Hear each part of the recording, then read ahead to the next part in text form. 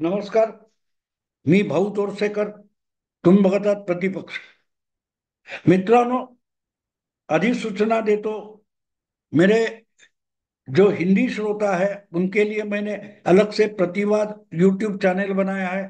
तो जिनको हिंदी सुनना है वो उस चैनल पर जाकर सब्सक्राइब करें। वहां जाने के लिए एक लिंक मैंने डिस्क्रिप्शन बॉक्स में दी दी है। आप वहां जाकर मेरे हिंदी वीडियो सुन सकते हैं, क्योंकि प्रतिपक्ष पर मैं हिंदी वीडियो डालता नहीं।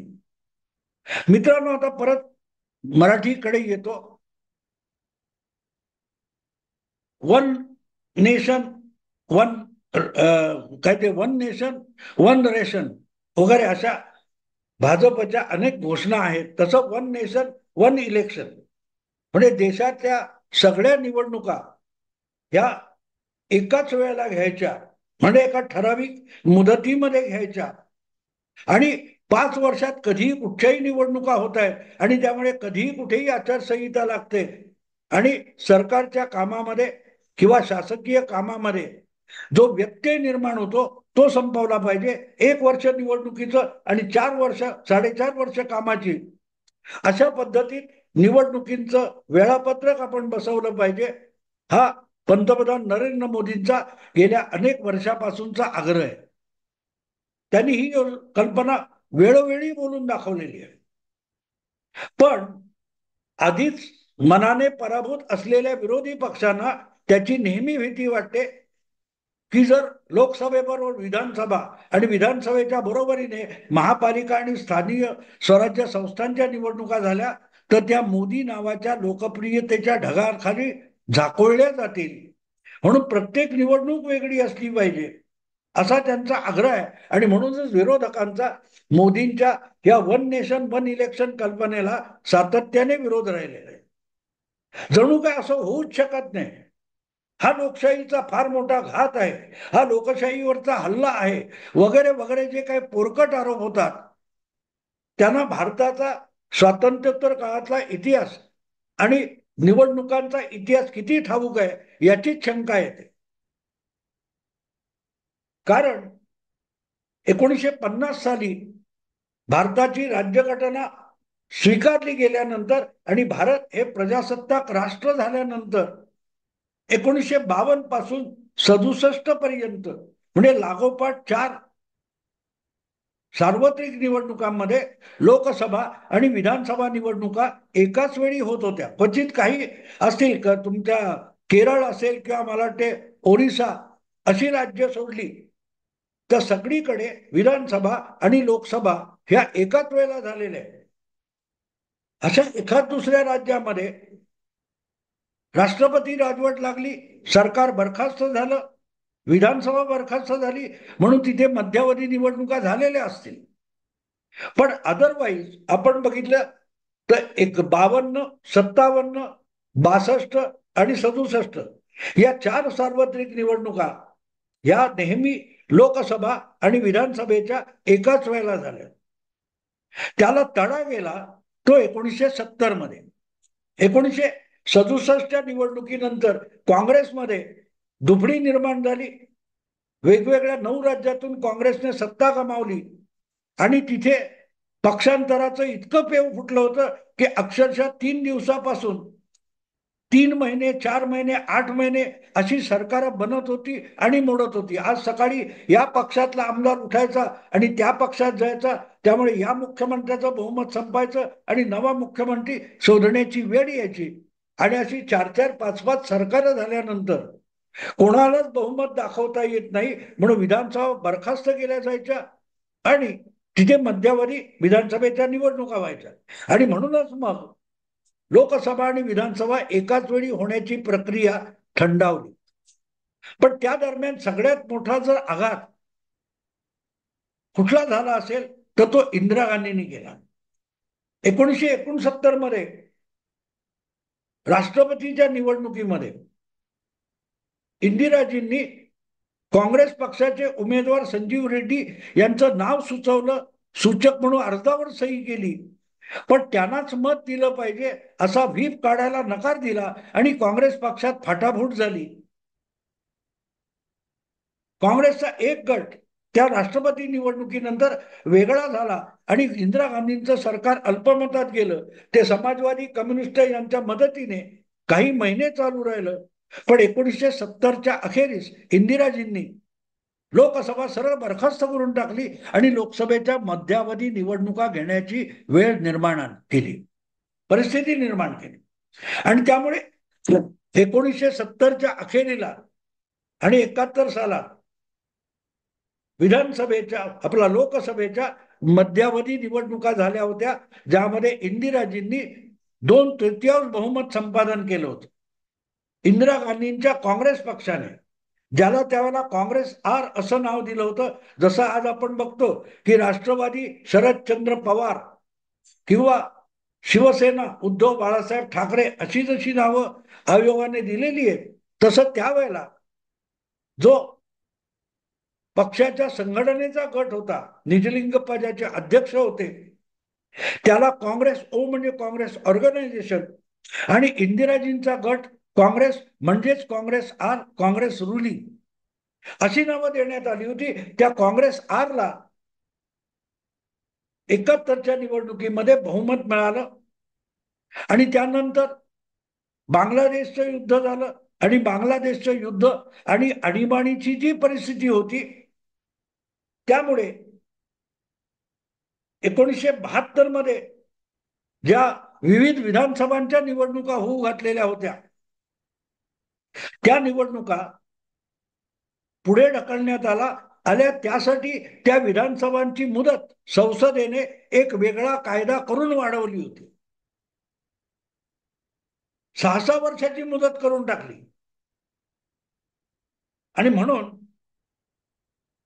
विधानसभांच्या मुदतीचं काय, विधानसभा कधी आल्या, त्यांचं आणि लोकसभेचं एकत्र कसं आणणार, हे जे कोणी घटनात्मक पेच प्रसंग असल्याचं दाखवतात, तसं कधीही झालेलं नाही. विधानसभा लोकसभांची मुदत वेळोवेळी घटनात्मक दुरुस्ती करून वाढवण्यात पण आलेली आहे.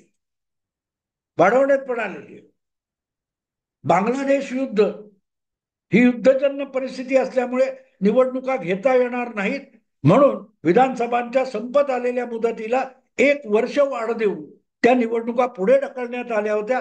पण ठराविक वेळेत बांगलादेश युद्ध संपलं आणि म्हणूनच ती मुदत कमी करून 1972ला विधानसभेच्या निवडणुका घेण्यात आल्या. तेव्हा विधानसभांची मुदत आणि लोकसभेची संपणारी मुदत यांचं गणित कसं जुळवायचं, हे जे चर्चा करणारे आहेत त्यांना भारतीय निवडणुकांचा इतिहास ठाऊक नसावा असं मला वाटतं.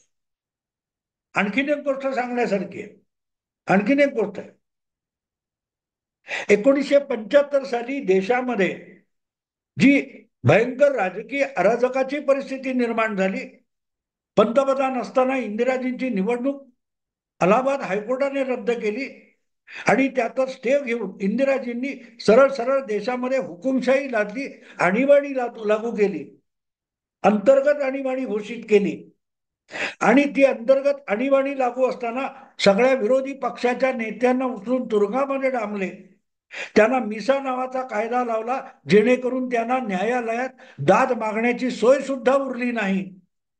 आणि अशा परिस्थितीत परत एकदा विधानसभांच्या निवडणुका टाळण्याचा प्रयत्न झाला होता.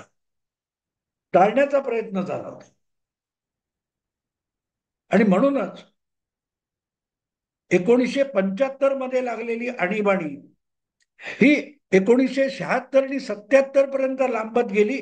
आणि तेव्हा परत एकदा इंदिराजींनी लोकसभेची मुदत वाढवली होती, कारण 71 मध्ये झालेल्या लोकसभेच्या निवडणुका होत्या, त्याची मुदत 1976 साली संपत होती.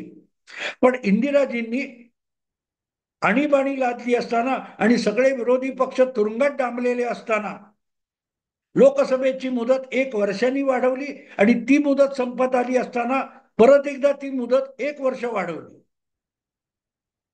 मात्र तिसऱ्यांदा वाढवली नाही. आणि त्यामुळे 1977 मध्ये परत एकदा लोकसभेच्या निवडणुका झाल्या. पण तेव्हा सुद्धा ती लोकसभा 5 वर्षानंतर बरखास्त झाली नव्हती किंवा 5 वर्षांनी त्या लोकसभेची मुदत संपली नव्हती, ती मुदत वाढवण्यात आली होती. अनेकदा अशा प्रकारे वेगवेगळ्या विधानसभा राज्यांच्या आणि लोकसभा यांची मुदत वाढवण्यात किंवा कमी करण्यात आलेली आहे. त्यासाठी घटनात्मक दुरुस्त्या करण्यात आल्या, ह्या विसरता कामा नयेत. त्यामुळे एकाच वेळेला निवडणुका घेण्यासाठी विधानसभांच्या वेगवेगळ्या मुदती आहेत, त्याचं काय करायचं हा पेच प्रसंग वगैरे नाही. ज्या लोकांना संविधान संविधान म्हणून जे लोक रडत असतात ते एक गोष्ट विसरतात की भारतीय राज्यघटना बनवताना त्यामध्ये अनेक जागा समस्या सोडवण्यासाठी रस्ते ठेवलेले, आणि म्हणूनच आणीबाणीच्या काळात युद्ध काळात निवडणुका घेता येणार नसतील तर त्या सभागृहांची मुदत वाढवण्याची तरतूद करून ठेवली आहे. त्याचा वापर इंदिराजींनी देशात आणीबाणी लावली तेव्हा केला होता. मला आठवतं 1977 साली जेव्हा जनता पार्टीचं सरकार आलं तेव्हा मुदत वाढवलेल्या विधानसभा, कारण 72 साली विधानसभांच्या निवडणुका झालेल्या होत्या, 8, 9, 10 काहीतरी, आणि त्यांची मुदत 77 मध्ये संपून गेली होती. पण इंदिराजींनी आणीबाणीच्या काळात घटना दुरुस्ती करून त्या विधानसभांची मुदत वाढवून टाकली होती. अशा विधानसभा 77 साली जनता पार्टीचं सरकार आलं, मोरारजी देसाई पंतप्रधान झाले, चरणसिंग गृहमंत्री झाले. त्यांनी त्या मुदत वाढवलेल्या विधानसभा एक अध्यादेश काढून, राष्ट्रपती आदेश काढून त्या सगळ्या विधानसभा बरखास्त करून टाकल्या. तिथली काँग्रेसची सरकार बरखास्त करून टाकली आणि तिथे त्या विधानसभांमध्ये तात्काळ नव्या निवडणुका घेण्यात आल्या.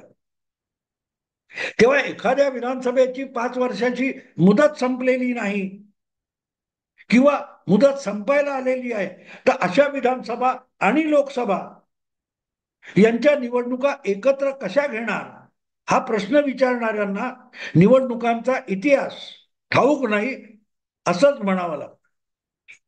करायचं असेल तर करता येतं, आणि त्यासाठी घटनेमध्ये कायद्यामध्ये सगळ्या तरतुदी दिलेल्या आहेत. त्याचा फार मोठा गवगवा करण्याची गरज नाहीये की कसं दाराला हे लोक कसे असतात, दाराला आतून कडी घालतात आणि बंद खोलीत बोंबलत बसतात, अरे बाहेरून दार कोणीतरी उघडा रे, कोणीतरी बाहेरून दार उघडा रे. अरे तुम्ही आतली कडी काढली तर दार तुम्हालाच उघडता येतं, बाहेरून कोणीतरी मदतीला धाव घेऊन तुमचं दार उघडण्याची गरज नसते. तेव्हा वन नेशन वन इलेक्शन हे कायद्याच्या आणि घटनेच्या चौकटीत राहून निश्चितच करणं शक्य आहे, हे आपण लक्षात घेतलं पाहिजे. आणि त्यामागचा हेतू चांगला आहे. हेतू चांगला एवढ्यासाठी आहे की वर्षभर कुठल्या ना कुठल्या राज्यामध्ये, कुठल्या ना कुठल्या जिल्ह्यामध्ये निवडणुका चालू राहतात आणि मग आचारसंहितेच्या नावाखाली शासकीय काम योजना यांच्या याची गती मंदावते.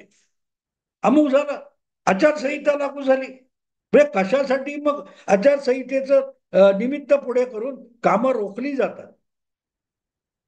आणि सगळेच्या सगळे राजकीय पक्ष हे लोकांच्या सेवेमध्ये किंवा लोकांच्या हितासाठी राबण्यापेक्षा आपापलं राजकारण करत एकमेकाच्या तंगड्या खेचत राहतात. एकदा हे 6 महिने 8 महिने किंवा 1 वर्ष निवडणुकीचं ठरलं की ती निवडणूक संपली की उरलेल्या 4-4.5 वर्षामध्ये सगळ्या पक्षांना एकत्रितपणे जनहिताच्या दृष्टीने विचार करावा लागेल. हा ठीक आहे, तरी आमदार फोडता येतील का हा सगळा चावटपणा होईल, तो नाकारता येणार नाही. पण कायम निवडणुकीच्या आता काय तर लोकसभेची निवडणूक आहे, ती झाली की आता विधानसभा आली, विधानसभा झाली की अमुक आलं, हा जो खेळ चालतो त्याला कुठेतरी लगाम लावला जाईल. आणि सगळ्यांना, विरोधात बसलेल्यांना किंवा सत्तेत बसलेल्यांना, जनहिताकडे किंवा जनतेला काय पाहिजे, जनतेने आपल्याला का निवडून दिले त्याकडे लक्ष देते. मला एक गोष्ट आठवते मित्रांनो, 2014 मध्ये 10 वर्षापूर्वी मोदींनी भाजपला पहिल्यांदा बहुमत मिळवून दिलं. त्यानंतर लोकसभेमध्ये पहिल्यांदाच हजर राहिलेले नरेंद्र मोदी यांनी पंतप्रधान म्हणून पहिलं भाषण करताना विरोधी पक्षांना एक फार चांगलं आवाहन केलं होतं, पण समजून यायला कोण तयार आहे? नरेंद्र मोदी तेव्हा म्हणाले होते की बाबांनो, अनेक पक्षांनी निवडणूक लढवली आहे, आमच्या पक्षाला बहुमत मिळालं असेल, आमच्या आघाडीला 300 पेक्षा अधिक एनडीएला जागा मिळाल्या असतील, विरोधी पक्षांना जागा कमी मिळाल्या असतील, पण सरकार जे असतं ते कुठल्याही एका पक्षाचं नसतं, ते देशाचं आणि जनतेचं असतं. म्हणूनच सरकार यशस्वी होणं, सरकारी योजना आणि कामकाज यशस्वी होणं अगत्यात. आणि म्हणूनच निवडणुकीच्या हेव्या दाव्याच्या वातावरणातून आपण बाहेर पडलं पाहिजे. आणि 5 वर्ष आपल्याला राजकारण करण्याची गरज नाही. पुढल्या निवडणुका 5 वर्षांनी येणार आहेत, तर सुरुवातीची 4 वर्ष आपण जनहितासाठी एकत्रित येऊन खांद्याला खांदा लावून जनतेच्या हिताचं काम करणं शक्य आहे का? आणि शेवटचं वर्ष आलं, 5 वर्ष लोकसभेची मुदत संपेल, तेव्हा आपण परत एकदा राजकीय हेवेदावे सुरू करू, हरकत नाही. पण 4 वर्ष तर एकत्र काम करू शकतो, ज्यातून देशाचं कल्याण होऊ शकतं. तुम्ही कुठच्या पक्षाचे आहेत किंवा एखाद्या पक्षाचा एकही खासदार नसेल, त्याला सुद्धा या लोकशाहीमध्ये सरकार आपलं आहे असं वाटलं पाहिजे. ही भूमिका पहिल्या लोकसभेच्या भाषणात नरेंद्र मोदी यांनी मांडलेली होती. दुर्दैव असं की याकडे या देशातले बुद्धिजीवी गंभीरपणे बघत नाहीत आणि विरोधी पक्ष तर त्यापेक्षा पलीकडे जाऊन बघत नाही. आणि त्यातूनच ही वन नेशन वन इलेक्शन कल्पना आलेली. तसं अमेरिकेमध्ये दर 4 वर्षांनी निवडणुका होतात, नवा गव्हर्नर, नवा अध्यक्ष निवडला जातो आणि तो निवडून आला की पुढची 4 वर्ष त्याच्या सत्तेला कुठलीही बाधा येणार नसते, तो आपल्या धोरण आणि भूमिका ठामपणे राबवू शकत असतो. मग गव्हर्नर असो की असो, किंवा त्यानंतर 2 वर्षांनी राज्यातल्या विधानसभा, किंवा त्याला ते लोक काँग्रेस म्हणतात, सिनेट म्हणतात, तर राज्य असो किंवा फेडरल असो, त्या 2 वर्षांनी लोकप्रतिनिधींच्या निवडणुका होतात. पण त्या मधल्या काळामध्ये हे सगळे मिळून एकत्रित काम करतात आणि म्हणून अमेरिकेची लोकशाही अधिक संघटित आणि शक्तिमान आहे. आपल्याकडे लोकशाही म्हणजे एकमेकांच्या उरावर बसणं, भिन्न पक्षांनी एकमेकांच्या उरावर बसणं, आणि जनहिताचा विषय असला तरी आपला पक्ष वेगळा आहे म्हणून चांगल्या योजनेच्या धोरणाच्या विरोधात सुद्धा कंबर कसून उतरणं, हे जे चालू आहे, त्यामुळे आपला देश संपन्न असला तरी मनाने भिकारी असल्यासारखा दरिद्री राहिलेला आहे. आणि त्यातून बाहेर पडण्यासाठी वन नेशन वन इलेक्शन होणं अगत्याचं आहे. निदान 4 वर्ष या देशाला आणि इथल्या जनतेला आणि इथल्या पक्षांना निवडणुकीच्या हेव्या दाव्यातून बाहेर काढणं अगत्याचं आहे. आणि मला वाटतं की त्या दृष्टीने ही जी वन नेशन वन इलेक्शन कल्पना फारच अप्रतिम आहे. सगळ्यांनी ती स्वीकारली पाहिजे. पण परत आलं की आम्ही विरोधात आहोत, आम्ही विरोध करणार. तुम्ही सूर्याकडे बोट टाकून सूर्य म्हटलं तरी आम्ही विरोधक आहोत, आम्ही त्या सूर्याला चंद्र म्हणणार. ही जी मानसिकता झालेली आहे, ही कोण काय म्हणाला याच्यापेक्षा काय म्हणाला हे दुय्यम आणि कोण म्हणाला याला महत्व आहे. की भाजप भारताला भारत म्हणणार असेल तर आम्ही त्याला इंडिया म्हणणार. भाजप भारताला राष्ट्र म्हणत असेल तर राहुल गांधी त्याला राज्यांचा समूह म्हणणार. ही जी काय नवी मोहब्बत आणलेली आहे, जी नफरतीपेक्षा डेंजरस आहे, त्यातून या देशाला बाहेर काढण्यासाठी वन नेशन वन इलेक्शन ही कल्पना खरोखरच अप्रतिम ठरू शकते. आणि म्हणूनच कोणी नाहीतरी निदान मला वाटते मायावतींनी त्याचं स्वागत केलेलं आहे. आणि त्यापेक्षा आणखीन एक महत्वाची गोष्ट की आता बहुमत गमावल्यामुळे मोदी लंगडे झाले असं बोलणारे जे त्यांचा थोबाड फुटलेला आहे. कारण नितीश कुमार आणि चंद्राबाबू नायडू यांच्या पक्षाचे मंत्री सुद्धा मंत्रिमंडळात असताना हा प्रस्ताव मंत्रिमंडळाने, केंद्रीय मंत्रिमंडळाने संमत केलेला आहे. याचा अर्थच नितीश कुमार असो किंवा चंद्राबाबू असो, मित्र पक्षांनी देखील पंतप्रधानांची ही कल्पना उचलून धरलेली आहे आणि मंत्रिमंडळामध्ये तो प्रस्ताव मंजूर झालेला आहे, मगच राष्ट्रपतींकडे गेलेला आहे.